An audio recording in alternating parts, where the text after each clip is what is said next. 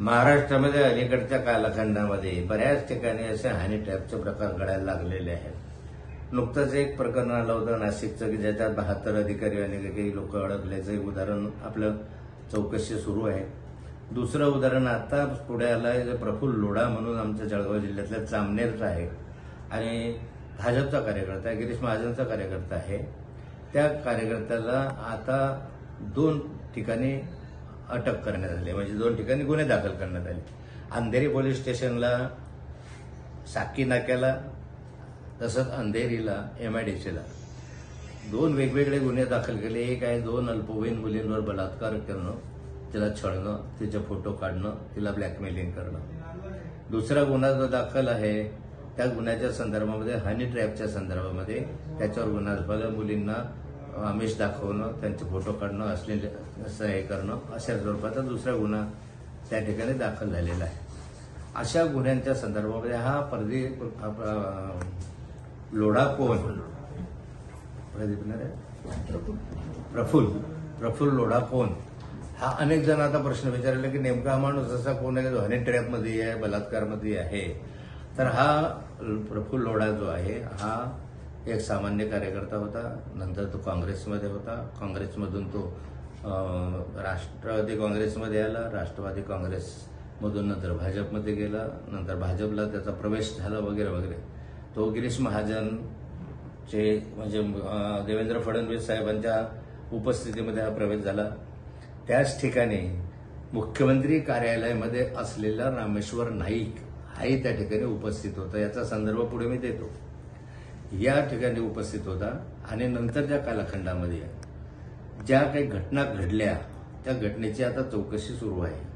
माझं नेमकं म्हणणं आता वाढलं, मी बाकीच्या गोष्टी तुम्हाला सांगणार नाही, पण एक गोष्टीची सरकारने चौकशी करावी अशी मी मागणी करणार आहे। हा जो प्रफुल्ल लोढा आहे, या प्रफुल्ल लोढाने गिरीश महाजन, रामेश्वर नाईक यांच्या विरुद्ध पोलीस स्टेशनला एक तक्रार केली, जवळजवळ 1 वर्षापूर्वी, 1.5 वर्षापूर्वी। आधी गिरीश महाजन आणि प्रफुल्ल लोढा यांचं एकदम चांगलं होतं, पण नंतर फाटलं, त्याच्या विरुद्ध ही तक्रार केली। ती तक्रार केल्यानंतर त्या प्रफुल्ल लोढाचं असं म्हणणं आहे त्या ठिकाणी की मोबाईलला हा व्हॉट्सअप नंबर आहे माझ्यावर, रामेश्वर नाईक जो मुख्यमंत्री कार्यालयामध्ये आज कामाला आहे, वैद्यकीय कक्षाचं वगैरे काम पाहतो, 12वी नापास, 12वी पास, हा वादाचा मुद्दा आहे, पण सर्व डॉक्टर्स आता त्याच्या अंडर महाराष्ट्रामधले आहे असा हा रामेश्वर नाईक याने मला फोनवरून जीवे मारण्याची धमकी दिली।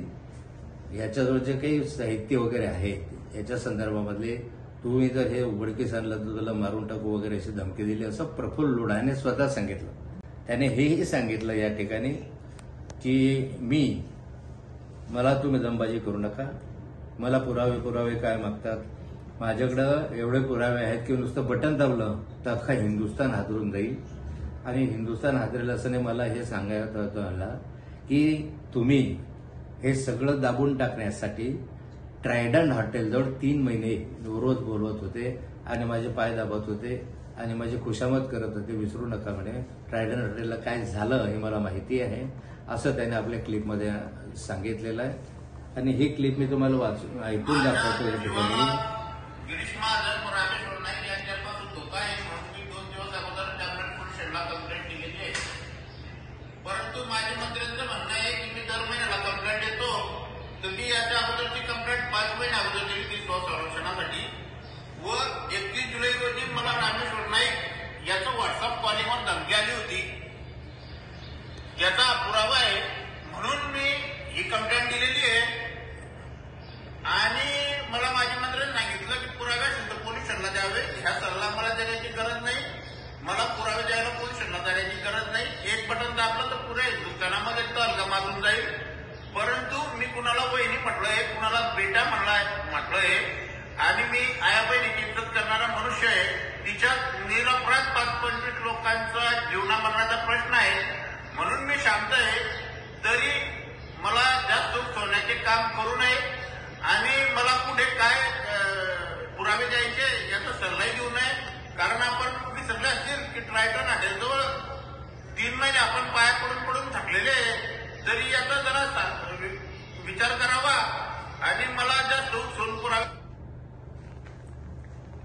तर माझा प्रश्न आता पोलिसांनाही आहे, सरकारलाही आहे. एक तर हा रामेश्वर नाईक हा माननीय मुख्यमंत्र्यांच्या कार्यालयामध्ये आहे आणि रामेश्वर नाईकने मला धमकी दिली असं आहे. प्रफुल्ल लोढाचं म्हणणं आहे की हे सगळे प्रकरणं जे आहेत हे तुम्ही दाबून टाका, नाहीतर तुमच्या जीवाला धोका आहे, असं त्या प्रफुल्ल लोढाचं म्हणणं आहे. आणि या प्रफुल्ल लोढाकडे सगळे सीडी, सगळे जे काही अश्लील साहित्य वगैरे आहेत मुलींचे वगैरे त्याच्याकडे आहे असं त्याचं म्हणणं आहे. आता माझं सरकारला एक निवेदन आहे की या सगळ्यांची सखोल चौकशी स्थानिक पोलीस करू शकणार नाही. कारण स्थानिक पोलिसांवर मंत्र्यांनाच धमकी दिलं तर किंवा मंत्र्याचंच त्याचं नाव घेतलेलं आहे असं दिसत आहे. एकंदरीत ह्याची चौकशी एसआयटीच्या माध्यमातून करावी, मोठ्या पोलीस अधिकाऱ्यांच्या माध्यमातून करावी, त्याचं महिला अधिकारी घ्यावा.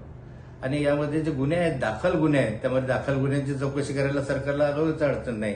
पण मुख्यमंत्री कार्यालयामध्ये एखादा माणूस रामेश्वर नाईक जो काम करतोय त्या ठिकाणी, तो धमकी देतोय की तुला मारून टाकू वगैरे, हे काही फारसं तितकं संभ्रम दूर केला पाहिजे आणि त्यासाठी उच्चस्तरीय चौकशी झाली पाहिजे.